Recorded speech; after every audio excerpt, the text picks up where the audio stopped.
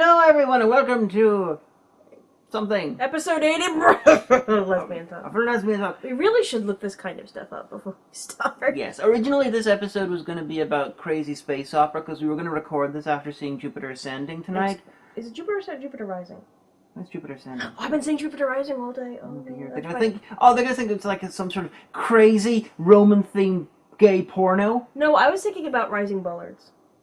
Rising Bullards! So we were going to do this after that, but Teddy, who's coming with us, was like, "Yeah, gonna see the later one, baby shabby." No, it's because the one at 6 is in 3D. I was sure there was a 2D one as well. Well, that's maybe I'm wrong. That's what he said. But then this way now we get to go to the Ice Wharf, and there you go. So we're recording this beforehand. Maybe we'll talk about crazy space stuff next time, maybe. But we're going to talk because What Went Right is currently the greatest show on Tig. Oh, for sure. We're going to discuss good kids TV and hopefully leak some of that. And from all decades, not just the 80s, because a lot of people in the comments were like, "Oh my gosh, you're going to cover my most favorite show? It took place in 2000." I'm like, that's cool, and I encourage you to cover that, and have a show. But my thesis is just the 80s and early 90s. But so now there's no holds barred. Whenever you run out of shows, you could possibly expand it if you feel like it. Maybe, but the reason that I picked the early 80s through early 90s is because I was a child then. So if I, as an adult, with the training that I've had, especially the training in psychology and child psychology, I can look at that objectively and say, wow, I can see how this is hitting that point and this is hitting that point, right. But the stuff that I personally remember and that personally influenced me, I can now go and look back with a critical eye and say, okay, wow, I remember how it affected me. And now I can see, as an academic and as a professional, how they did that. Okay, yeah, and so it comes together like that. But doing something that I wasn't personally exposed to while in that critical time of development, I wouldn't be doing it the right service. Fair enough. You see, I've been... There'll be a quiz on that at the end of the episode. You see, all of you wonderful What Went Right viewers who are leeching for Lesbian Talk, I've actually suggested more modern kids shows that because I like to pay attention to kids TV just to see if I can find the stuff that's well written, and especially things like horrible histories and stuff. And I suggest a show every so often, but Omega, for the same reason, rejects me. She rejects me as well! No, I don't reject you, it's just that this series has an academic thesis. Yeah. I can still watch children's TVs and appreciate it. In fact, I actually found there was this Japanese show called The Adventures of the Little Koala that was shown on Nickelodeon. One person has uploaded that to YouTube, and the quality is shit because it never came out in DVD. This is an analog port. And I maybe kind of marathon, like, the whole entire season of it one time. So I'm not saying that that's not a thing. It's just for the purpose of my academic thesis. Yeah, I was just letting them know that it's not credit in uni for this. But anyway, I was just trying to make it clear that it's not. She does this to me as well. But we're gonna talk about that after. We're gonna spend the first couple of minutes now. Yesterday I was in Belfast. And I bought Omega some presents because Valentine's Day is fast approaching, and I thought it'd be funny for her to see what these presents are and react on camera. So this is live. There's a Tesco bag sitting on my bed right now. I say camera because we're recording this with my camera because we're going to use it for the vlog later on or something. So, oh dear. I have a bag here, and it has stuff. Now, Omega, close your eyes. I mean, I said I had my hands in my eyes, my hands in my mouth, so. You put one of your hands in there and grab something. I found a box. Clive Barker's Books of Blood. I actually have never read anything by Clive Barker. Volume 1. Oh, so it's the first one. Obviously, Volume 1 will be the first one. And it seems to be... And given the price is $150 on the back for United Kingdom, this is probably like 1984 or something. We can look at the title, but yeah, you are right. Copyright 1984 by Clive Barker. Ooh, there you go. So actually, because for some reason I ended up on the wiki for Cenobites, because I realized you always talk about Hellraiser, and I've never seen any of them. So apparently there's this whole, mythos, and I was like, I might be interested. But another book I picked up at the same time was The Hellbound Heart, which Hellraiser was based on. Yeah, I was reading about it on the wiki. So I have a copy of it as well. My wife is so good, she knows what I'm thinking, even late at night when she's not here. And I actually was thinking, we should probably, at some point, do a thing about different Clive Barker ones. Avoid Candyman because you have your issue with wasps and bees. I don't like But, Hellraiser, Midnight Meat Train. I've seen Midnight Meat Train. I actually have when I The short I spent a stories few in months there. living with a heroin addict and his wife, and then The short stories in there. oh, okay, yeah. Also, Nightbreed, especially if the Cabal cut ever comes out. Nightbreed. We could watch Rawhead Rex, but even Clive Barker wanted to set fire to every copy of that. Oh dear. But Hellraiser, he wrote the. I've seen Clive Barker's Vampires. John Carpenter's Vampire. Yeah, that's it. Yeah, Clive Barker. He... There was a part though when like there was a monk that was rolling around on fire, and another monk was getting his head chopped off and jumped over him, and it was a really great coordinated move, like a circus move. And me and Derek were the only people in the audience who laughed. I remember that film. But Clive Barker, he wrote the novella Hellbound Heart, and then he adapted it himself and directed the Hellraiser.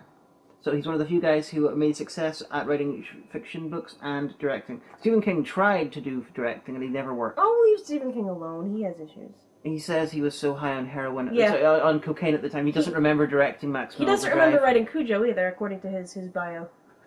And I'm like, you can write a novel by yourself. I want to do that. I want to just like wake up one morning and be like, geez, how much I drank last night? Oh my god, I wrote a novel. Yeah, but you can write a thing by yourself. He managed to direct a whole film while high on cocaine without I doesn't remember everything. So he has to interact with people. So I'm insulated somehow. Cocaine's a hell of a drug. Yes. Okay, 3 more gifts. Closing my eyes. I missed the bag. I molested you probably. There we go. Alright. Here's a paper thing. This is a magazine called Brutal Irish Murders, Issue 1. A collection of true and horrific murder cases from all over Ireland. Next issue, November 2000. And I've looked at this up online. I can't find any reference to this, so I don't even know if there is a next issue. There probably never was. Oh my god, this is so funny, because it looks like an old-timey, like, newspaper. Cruel murder in Donegal. Although, because of the Troubles, wouldn't there be a lot of brutal Irish I got the feeling they've probably left out the Troubles? Yeah. It does kind of weight the dial. Murder in Galway. It's Frank O'Hare and John McCann. Oh my god, this is hilariously wonderful. Double tragedy at Dundalk Mansion in 1902. Jesus. You can email them at joe@irish-media.com. Oh, this was put out by the Glenravel Local History Project. They're located in Belfast, so give them a ring if you'd like. Oh. 6 years have now passed since the Glenravel? What is it? Glenravel Project published. Oh, so okay. So apparently they publish books. So the back has a noose on it, and in the noose it says next issue November 2000. Brutal Irish Murders, the magazine. The magazine. Good lord, I'll have to read this later. Okay. Okay, 2 more things. Alright. These are not book related. Okay.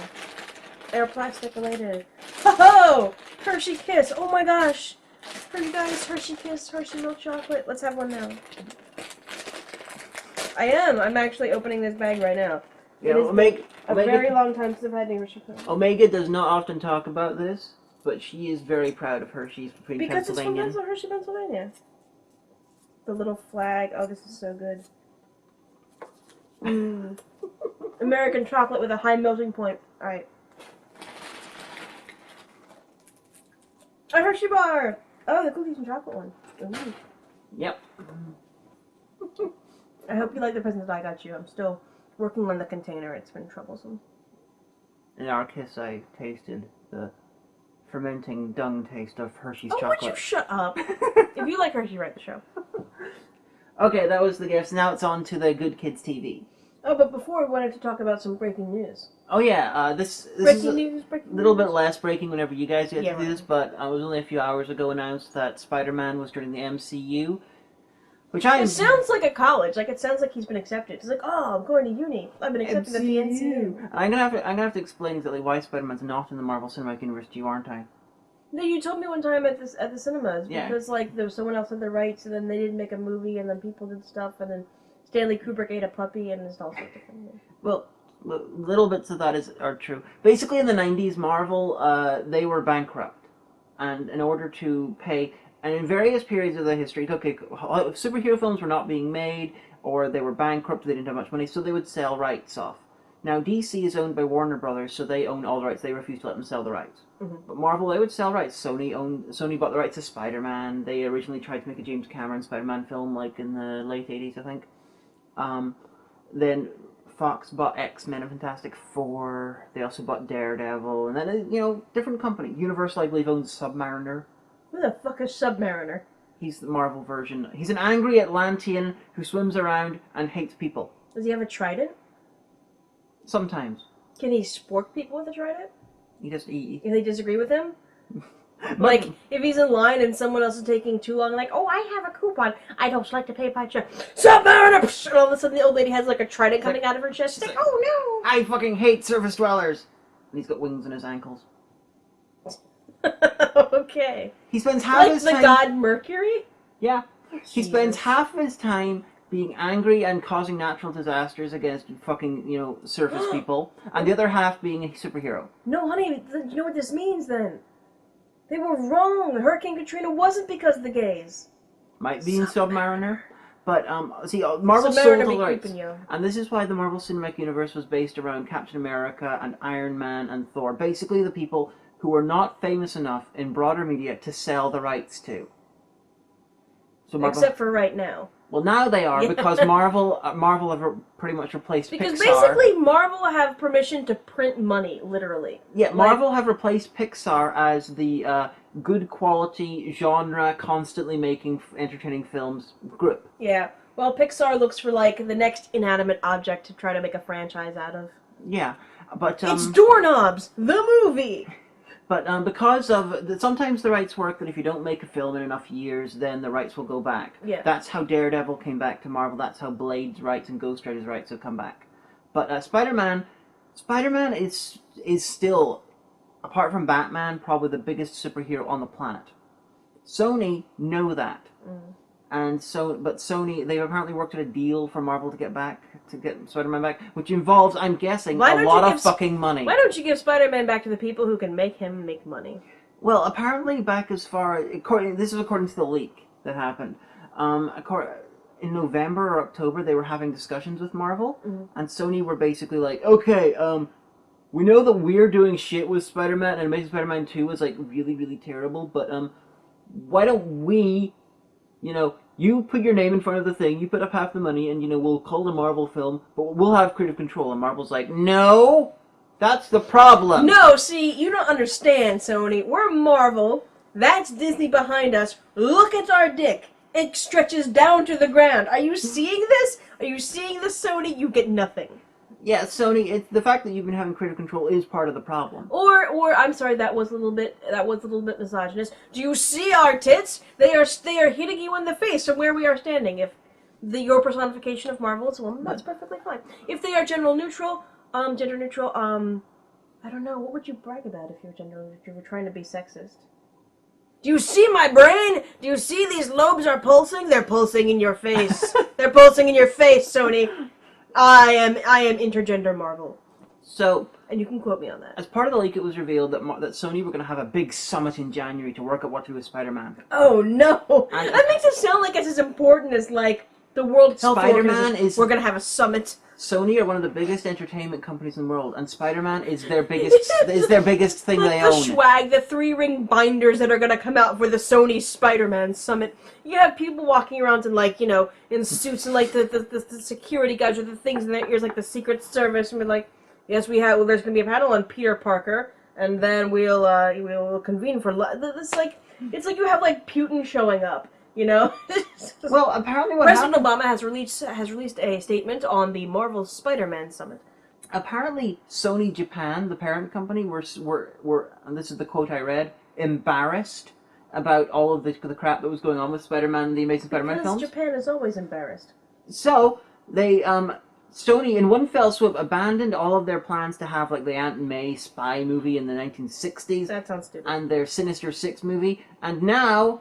It's like they decided, okay, we were going to do this massive Spider-Man cinematic universe by itself. We were awesome. And it's like, oh, then within a month, it's like, no, we're giving you back to Marvel for an undisclosed amount of money. I don't know if they're going to own Marvel is going to own the rights again. I don't know if it's a buy-sell thing. They're going to bow politely, and then someone's going to end up with a short end of a katana.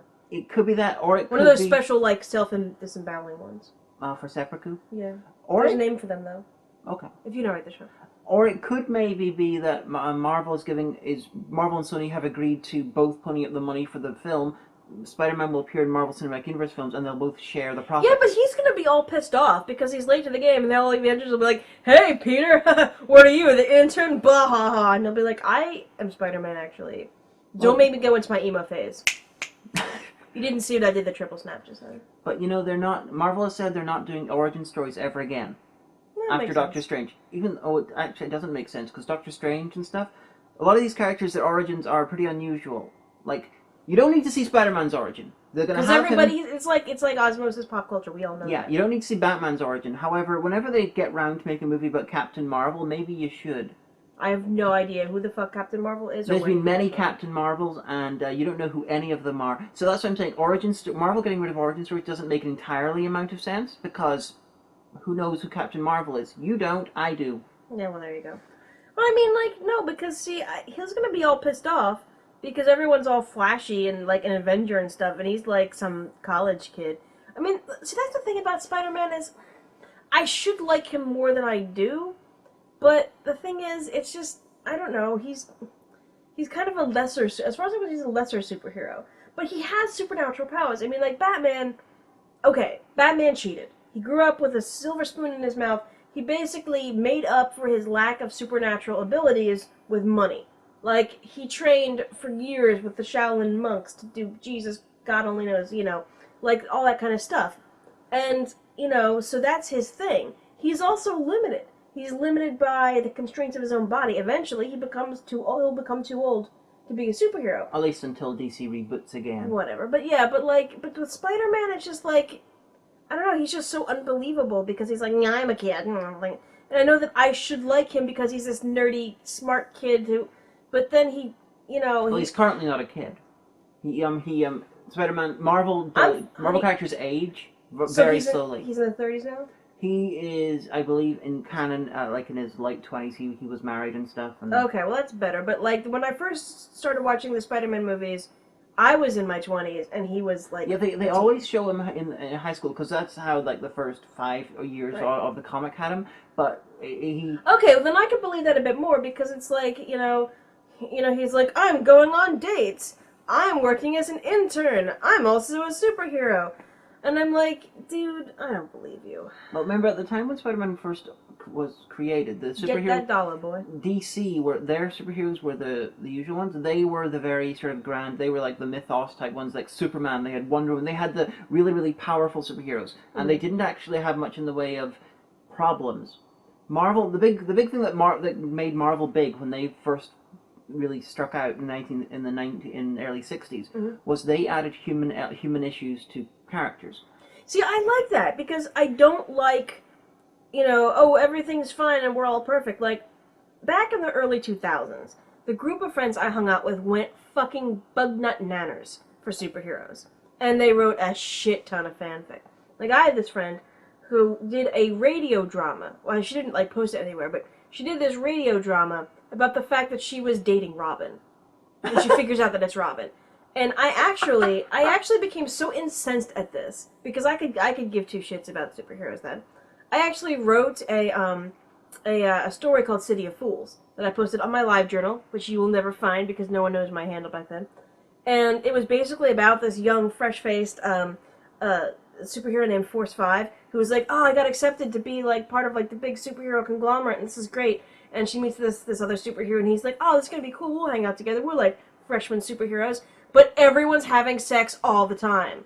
Literally, they're like, oh no, Captain Horrendous is attacking the city. Quickly, let's run up to the main hallway where all of the licensed characters will know what to do. And, Superman's having an orgy. And it's just she's like, what? And these two end up, solving all the problems because they were the only people that were not busy fucking. That sounds like a DC version of Next Wave. It was called City of Fools, and you'll never be able to find it. But I like that. I like that concept of a superhero who's really a superhero in their part-time. I wrote this story a long time ago, and I never published it anywhere, and it was called The Amazing.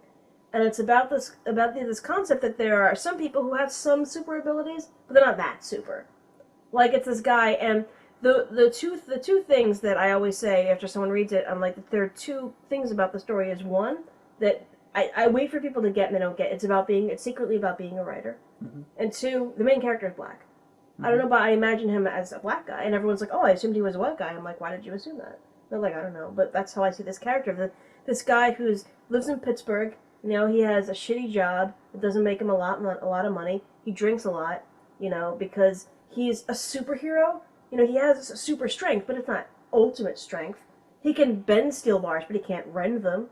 He can run, you know, a 1 minute mile, but he can't run a 50-second or no, a 30-second mile. So he's Captain America, not Spider-Man or the Hulk. Yeah, he's just some guy, and most of the short story is him talking with his best friend about the best friend's sister's wedding, and he's just progressively gets more and more upset because this superhero group that he's been trying to get in for the longest time just brought down this supervillain that he had been, you know, trying to use the internet and trying to track. And, you know, at the end, the guy, his friend leaves, he just gets drunk, goes online to, like, their fan sites and, like, you know, leaves nasty comments with a sock puppet account. And it's like somebody who wants to achieve this great thing, but knows in their heart that they never will. Because, you know, the friend says, you're a superhuman. You know, you're stronger than me, man. You could kill me with one punch if you wanted to. You know? And he's like, yeah, but I'll never be that great. And I love that idea as someone with these abilities, like, I guess like the X-Men, but with shit X-Men abilities. And you still gotta, you know, have a 401k. It sounds vaguely related to, but not quite the same. Has anyone done anything like that? If you've done the that, closest thing I can think of to that is, I'm sure someone's done closer than this, but this is one I can remember. It's called a character called Major Bummer. Ha! I can't remember who did this, and I can't remember how long it lasted for. Basically, the character, it was like, you know, someone randomly gets superpowers, but it's someone who suffers from crippling depression. And so they're there, massively, like, muscled and stuff, just sort of sitting in their apartment, watching television constantly. But because they're a superhero, they got super abilities, now suddenly supervillains are after them. So, like, they're there, you know, being depressed, and supervillains keep attacking them. That's so interesting. And he doesn't want to be a superhero, he's just like, they're like, oh, not again. Oh. Yeah, but I like that. And if anyone knows of anything that's like that, I'd love to read it. I'd love to watch it. The other comparison, but it's much more tongue-in-cheek, is Next Wave, which is it was done as a parody of Marvel. You were telling me this when we were driving to Belfast one time. Yeah, it was done as a parody of Marvel, and so a lot of they took a bunch of random characters like Machine Man and Boom Boom and one of the Captain Marvels, because there's many of them. You'll do. Get over here. And then they created a new character called the Captain, who's basically a drunk who was picked by aliens to be to get this super ability, to become protector of his people. And first thing he does, because he's drunk, is punch the aliens because he thinks they're trying to hassle him for money. And now he's just he's usually so drunk he can't remember his name, and he's just the Captain. And they do ridiculous things, like they take on Dirk Anger, who's a parody of Nick Fury and stuff like that. Dirk Anger. And the Nick and the Agents of Hate rather than S.H.I.E.L.D., and it's really, really amusing. And I'd love to see the MCU adapt Next Wave into a Marvel Cinematic Universe film. Yeah, see, that would tie me a lot more to superhero stuff. Like, I like in Iron Man 3, that's when we saw it, right? Iron Man 3? With the Mandarin? Yeah. Okay. Where he's basically, like, has an anxiety disorder now. I like when superheroes are people. But we should probably move on, because we talked over long. Okay, and yes. we hyped something totally else at the beginning of this episode. Yes. And everyone's going to be like, shut the fuck up, no one cares. Okay, yes. Kids, good kids TV. Okay, you've discussed Fraggle Rock, and you have discussed several other ones on your show. Are there other ones that you have not yet discussed? For people who have only seen it on Tick. Well, I know that we talked about 80s kids shows in earlier episodes. So if you just started listening to us when we were on Channel Awesome, you can go check some of them out. But I will always champion some of the foreign stuff that was redubbed. Like Spartacus and the Sun Beneath the Sea, which was French. Mysterious Cities of Gold, which is Japanese. Not redubbed, but still foreign. Today's Special, which was Canadian. Ulysses 31. Yeah, but see, I only have a fleeting memory of watching that a few times. It's really good. It didn't show really widely in the U.S. I have to show you it. Basically, for anyone who doesn't know, Ulysses 31 is a French-Japanese co-production, and if there was going to be like an awards ceremony given out for different animated series, I believe that Ulysses 31 should win Best Incidental Music. And just because you like prog rock. Well, yes, but it was also it was made in the very early 80s, and from watching it, it's as though someone had this idea for late 70s, 1970s weird sci-fi shows like Battlestar Galactica or something, but then they were like, oh no, it's the 80s, now I can't make a live-action space opera. I'm going to cut this down and make it into a kids' show. And it's like this weird mishmash of 70s style sci-fi and 80s style sci-fi. And it is a retelling of the story of Odysseus. And if you don't know who that is, just look up the wiki. You'll have to know it eventually. Yeah, and I love it. His son's called Telemachus, and basically, I thought this was really funny when I took Latin. He's called Telemachus, and that's Greek for fights at a distance, which is basically saying he's a coward. In Ulysses, he's called Telemachus. Whoa. But I have blue alien thing some around. other stuff tonight. I'm gonna actually be discussing soon Mr. Wizard's World, which was Mr. Wizard had a TV show, another science show called Ask Mr. Wizard back in the 50s and 60s, and then he was elderly, but he was still around, so he came back and did this for Nickelodeon, and I used to watch the shit out of that when I was little. And the cool thing was, so silly, but in Dinosaurs, they parodied it. Yep. They parodied it. There's like, we're gonna need another Timmy. And Not the mama. That's where that comes from. It comes from Mr. Wizard's World. And that was just fantastic, because you know like shows like Bill Nye the Science Guy. You know, is there anything comparable now? Is there any modern science? I've seen shows. Chemistry? I've seen kids' versions of things like Mythbusters, but I can't remember the name of it. At least on British TV. I can't remember the name of it though. Well, I guess you do have shows like Mythbusters, even though they're kind of an all ages thing. Yeah. They are family friendly. Yeah, and technically Doctor Who, it was a kids' show for much of its run. Yeah, that's a good point. But I was talking with a fellow student of mine at uni about it today, that he doesn't remember you can't do that on television. And I had to explain you can't do that on television. And if you don't know, oh Lord, it's on YouTube. Just look it up. You'll love it. It's great. Helped make Nickelodeon what it was. Have you ever seen Maid Marian and Her Merry Men? No, I didn't. This was made in the late 80s to early 90s, and it was a British show. It was written by Tony Robinson, who is a British comedian, played Baldric in Blackadder, and but he's most famous now for doing sort of archaeological stuff. Okay. It's like Michael Palin. He used comedy as a way to get off to do what he really wanted to do. I do like Michael Palin's educational stuff. Yeah. So, but when in this, it's like a retelling of the Robin Hood, but it's a comedy-based kids show. But Maid Marian is the actual hero. Robin Hood is a crap fop who becomes, in the retellings he becomes the hero because people couldn't handle the fact that the leader of the gang was Maid Marian. And well, so she's a noble though. Yeah, and how did she get out of her nobility? She ran off into the forest and formed the Merry Men. Honey, one of the main characters is a Jamaican Rastafarian rapper, played by Kat from Red Dwarf. Jesus. It's making me think of Men in Tights. This was predated. I am called a Jew. A Jew? Yeah. This predates it, though. I know. And there's a wonderful joke. This is one of my favourite jokes ever. They're just wandering through, and you got this angry woman who is thatching cottage roofs, and it's Margaret the Thatcherer. Lol. Margaret Thatcher, panty snatcher. And then they got Little John is played by like a little person actor, and you've got some of the actors from Robin Hood Men and Prince of Thieves were in there as well. They played Merry Men in both, just randomly, which makes it hilarious when you've seen both. I gotta say though, I mean, here's the thing. Oh, Guy of Gisborne is basically an adult baby. That's a bit upsetting, actually.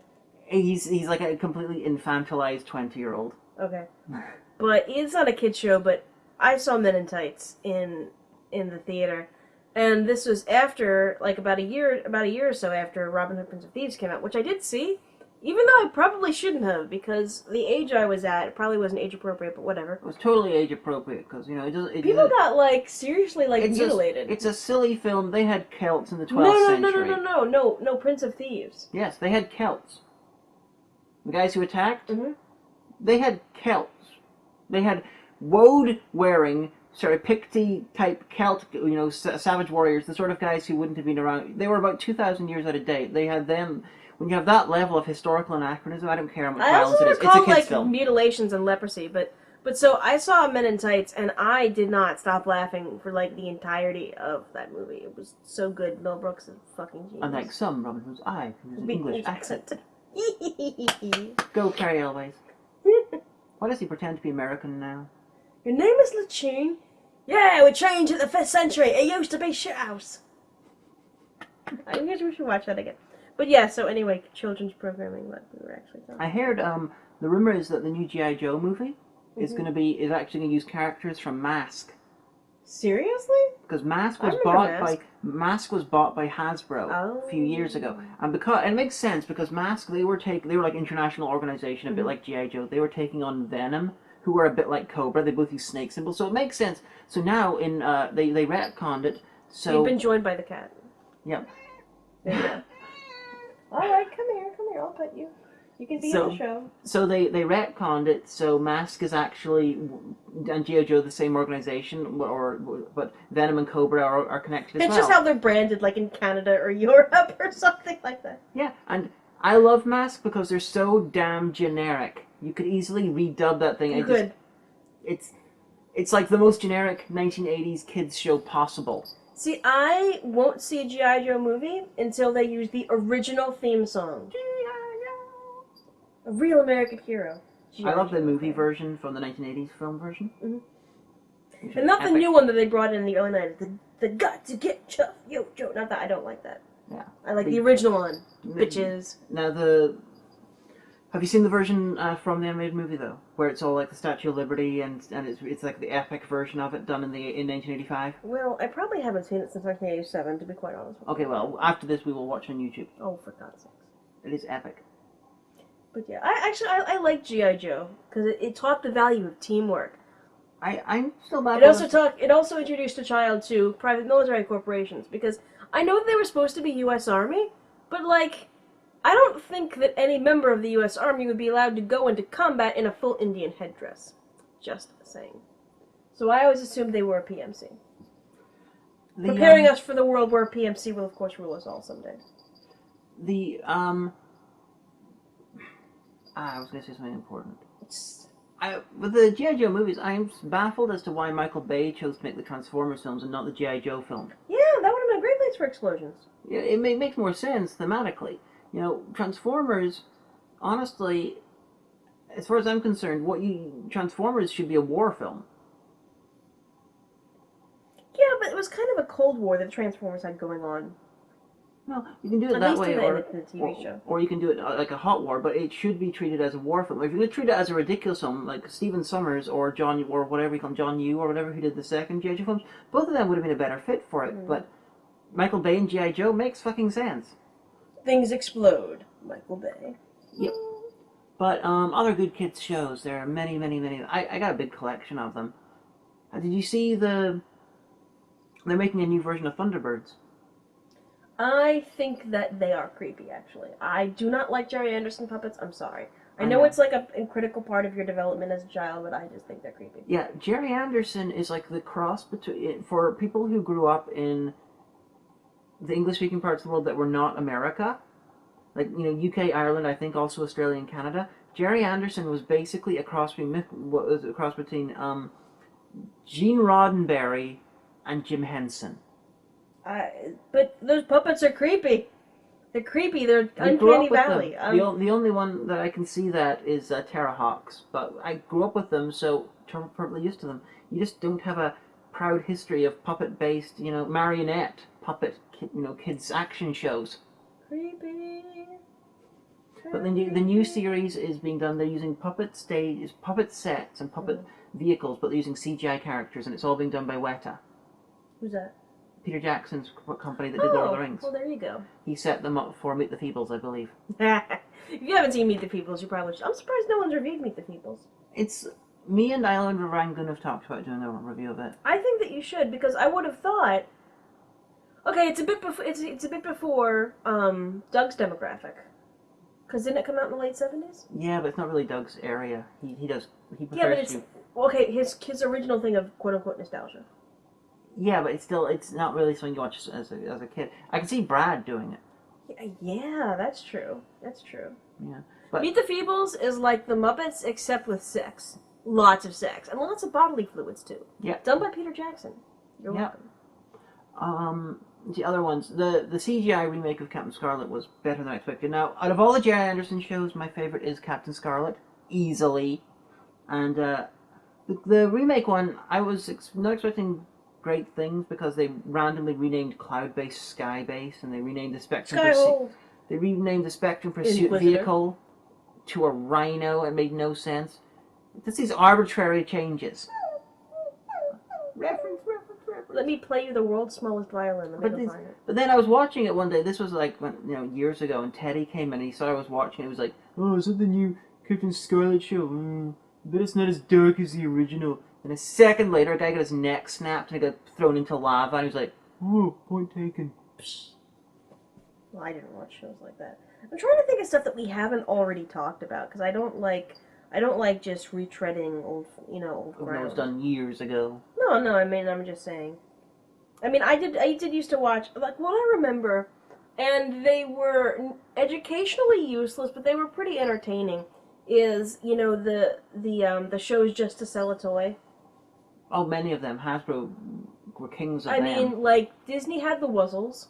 Mm-hmm. And the Wuzzles, if you don't remember the Wuzzles, you'd owe it to yourself to look it up on YouTube. Basically, the concept was they live on this island, and each Wuzzle is a combination of two different animals. Like, the main character is Bumblelion, and he is a lion and a bumblebee. I remember that. Stuff like that. And I loved that show. And it was to sell stuffed toys. And there was Popples. I think Popples might have been Mattel. But the thing is, in the 80s... And if you don't know what Popples are, look that up. The big cartoons of the 80s, the cartoon TV shows, they were all like that. Sell a toy, but they were at least entertaining. Well, yeah. But, like, stuff like, if I remember correctly, Transformers, the toys had been out for years beforehand, before the show was created. GoBots as well, and I remember GoBots. Some shows, okay, after this. I remember Voltron. And Voltron, I didn't realize this as a kid. I because of the internet found this out. That Voltron was actually cobbled together from two different anime series, and then horribly dubbed into English and sent as something cohesive. I think Macross did that as well. Mm-hmm. But, see, especially in the early 80s, they had these existing toy lines, and they were like, oh, we can do a cartoon about this, and Hasbro was the kings of that. Of course, towards the end of the 80s, they started creating the cartoons, expecting a toy line to come, but the cartoon didn't always do well. So some shows didn't get toy lines. I remember Pound Puppies. There was actually a Pound Puppy series, and it was shit, but you watched it because I had a Pound Puppy. I had the gray one with the long hair. I named him Chocolate Chip. I don't know why this happened. I was 4. But... I was wearing out of those... There was a Pound Kitties, too, but I don't think they ever did as well as Pound Puppies. Yeah, because I never heard Again, of if any of this is going over your head, just Google it while you're listening to the show. Because if this is before your time, you just... It's like looking into the world. Like, oh, that's how it was, but in the time before me. Yeah, there's the famous stuff from that era, and then there's the less famous stuff. Oh, but even we sometimes don't remember. There was, and I don't even remember what it was called, but it was... And I saw the toy in Sears, and I begged for it the entire day we were at the thing. But it was these warriors who rode on huge bugs. I remember that. I had a show, and I saw the show like twice. My mom was like, oh, it's too scary, you can't watch it. But I really wanted the guy that rode on the cricket. I cannot remember the name of the show, but I remember what you're talking about. Yeah, there was a lot of these that were just like... I spent about 6 years once. Because I suddenly remembered an image from an animated show that I'd watched. Where it featured like a giant robot being controlled by someone else, and he was trying to make him shoot a kindly rock monster. And I remember him saying, I want you to shoot the rock creature, and he's like, no! Years and years and years of trying to remember what this was, and I was looking up this, randomly Googling little facts I could remember, and finally worked out what it was. What was it? Robotics. I don't remember. And I own it on DVD now. You know what was really great? And this actually ties back into things that are actually pretty good, too? Disney's Gummy Bears. I remember that. Because, okay, this is one of those things where you're like, how could a movie based on a ride at Disney World, Pirates of the Caribbean, make any money? Well, it did. How could a movie based on a ride in Disney World, Haunted Mansion, make no money? Well, because Johnny Depp, really. But no, so, the only concept that I imagine that this started with was the candy, and they created this whole, they world built this whole entire thing. And Mythos and the ancient gummies, and I was hooked every fucking Saturday morning. I tell you what. I was like, oh, I want to be a gummy. I want to drink gummy berry juice and be able to bounce like that and yeah. Disney actually. I want to see a reboot of that. Fucking reboot Gummy Bears. Seriously. Disney had been making. Disney, because I know you're listening. Disney had been remaking theme park rides into films for a little while before that. Are they None of them were trying to big. do a Small World? Because I think that would be hard. They're doing something like that. They're doing a couple more, and they're doing a remake of the Haunted Mansion. We should ask Tony Goldmark. He'd know. The first one I can remember. I could be wrong about this, but I think it was the Tower of Terror, because he had young Kirsten Dunst and Steve Guttenberg in a film based on the Tower of Terror. Did they fall? Hopefully. But it was made in like 1996. There's Kirsten Dunst on the ground. But back to robotics, that only lasted like 3 episodes, so finally it was just stitched all the bits in together into a feature film. It's one of these ones that it's like the toy line either didn't exist or didn't do very well. But there was also don't know if you ever saw this, a show called The Sun Tots. No. It was an environmental show, and it was about these sort of eccentrically colored looking fairy things that looked like a bit like troll dolls who lived on this paradise island, and these humans called the Smoggies came in and decided to pollute everything. So it sounds like a British version of Captain Planet. I don't think it was British. Oh. I haven't found any footage of it in years. I'm just going by my dim memories of it, but I'm fairly sure it was Canadian because no American I know has ever recognized it. And I don't think it was British, so I think it was Canadian. Canadian friends, we're looking at you. You know? Sun Tots and the Smoggies. Oh no, that's funny. Oh god, geez, remember Rainbow Bright? I had an issue with Rainbow Bright, okay, and here's my issue. She got referenced in my Little Pony review. So, like, her enemy is Murky Dismal. And he's like, I refuse to be happy! And Rainbow Bright's like, everybody has to be happy. You're wrecking everything. And I kind of, like, felt for the guy. I'm like, so he doesn't want to be happy. I'm not happy all the time. Maybe he's got depression because my parents were psychs, so, I knew about stuff like that. I'm like, maybe he's just depressed. Rainbow Bright's a fascist. It is. I was like, it's kind of scary. It's like, what if you live in Rainbow Bright land and you just don't feel happy one day? Like, you wake up hungover or something from drinking too many rainbows night. I don't know. But, like, oh, that could be so dirty. But, yeah, so it was just stuff like that. Like, Rainbow Bright, I don't know. I think She-Ra should have kicked her ass. She-Ra, the Princess of Power. She-Ra was, I'm pretty sure Michael Straczynski worked on that. It was He-Man's sister. Yeah, something like that. Because they just lived in different worlds. They were separated at birth by the priestess. But Castle Grayskull. Because there was crossovers sometimes. Mm-hmm. Oh, fuck, sometimes they cross over. This is the best thing in my little life. Fucking yes. Except they couldn't say fucking then. Fucking yes. But, damn. Ow, see, this makes me feel so old. But like, back in my day, you kids don't know any better. I'm looking forward to the remake of the real Ghostbusters in a few years. That will really upset a lot of men because they'll all be girls. You know what, could take or leave the new Ghostbusters. I'm like, alright, that's cool, whatever. But everyone's either like, yes! That means feminism will rule the world, or, oh my god, my dick has been cut off and shoved up the ass of my childhood. And I'm like, it's just a movie. My only issue is that it's apparently going to be a reboot. It's like... Well, I think it should be... I thought it was going to be like a franchise. Like, oh, we're on the West Coast and we opened up an all-girls Ghostbuster franchise. I would be happy with that. I'm more bothered that it's a reboot, that it's a remake. And it's like... Yeah. No. Why not just have a franchise? Then you could have a cameo by, like, sad Dan Aykroyd. He's like, Ghostbusters is my baby. It's like, okay, but back to Dan Aykroyd. But... No. I just had a thought. A lot of people who've been bitching about Ghostbusters, Dan Aykroyd says it's okay. Dan Aykroyd, say what you will about him. Say he's been trying to get Ghostbusters 3 off the ground for years. That guy, he doesn't have much of a career anymore. But Ghostbusters was his baby. He invented it. He built it from the ground up. He had the concept, and it was really, really huge and amazing, and and then it was scaled back by Ivan Reitman and Harold Ramis. But Dan Aykroyd is Ghostbusters, and he is fine with it. Okay. But we're kind of coming up onto the end of the show. But I do know that the last one we had, which was the first anime convention in Ireland, and now 2 people got it right, and they got it right within minutes of each other, and that was Dirk Cork and Super Neku, so I'm going to give it to both of you. And you both knew, what was the name of the convention again? Tomodachi. It was Tomodachi, and why do you know that? Why do I know that? Because Tomodachi was run by my younger brother, Teddy the Minion. And I wasn't particularly helpful, but I attended both Tomodachi's, and I helped out occasionally by lifting stuff around. The first one, Tiffany Grant came to see. She was Asuka from Evangelion, the English dub. She came over, and it was fun to be had, but they never quite took off because people from the rest of Ireland would refuse to go to Derry. But yes, Teddy the Minion was the runner of the first anime con in Ireland. Yeah. So I guess that you'll just be presenting that entire part for me then. Oh, hey, Giovanni. Well, we were just, like, greasing the skids for you because... Yeah, okay, sure. So like I was saying, so congratulations, Sir Cork. Congratulations, Super Neko. You are both my mammals of the week. Just saying. So, Hagen, what is your trivia question? Huh? I don't hear any trivia questions. Come again? What did you say? I thought so. Wait. What do Star Trek and Doctor Who have in common, apart from the fact that there's their TV series and stuff like that? No, so many things. That's not a good trivia question. That's open to subjection. Let me rephrase that.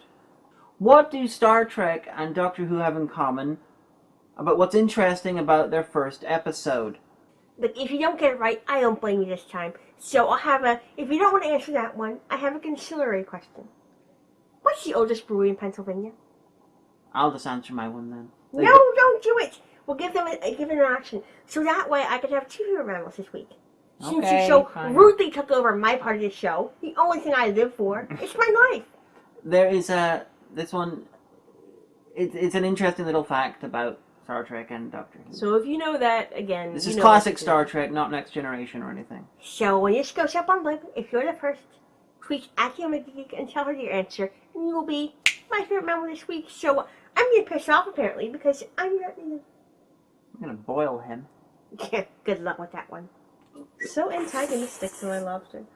But, so anyway, that has been Lesbian Talk episode 84? 89. I have been the Omega, and honey, who do you want to have been this week? She's like curled up sleeping behind you and didn't even look up. Okay, now she's making a noise. She's a good cat. She is. We'll see y'all next time.